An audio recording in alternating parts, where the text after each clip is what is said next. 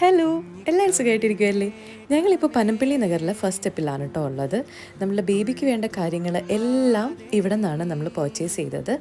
അപ്പോൾ hospital bag pack ചെയ്യാനോ അല്ലെങ്കിൽ നിങ്ങൾക്ക് ബേബിയുടെ പ്രൊഡക്ട്സൊക്കെ വാങ്ങിക്കാൻ വേണ്ടിയിട്ട് നിങ്ങൾ ഷോപ്പ് സെർച്ച് ചെയ്യുവാണെങ്കിൽ ഇതൊരു ബെസ്റ്റ് ഓപ്ഷനാണ് കേട്ടോ.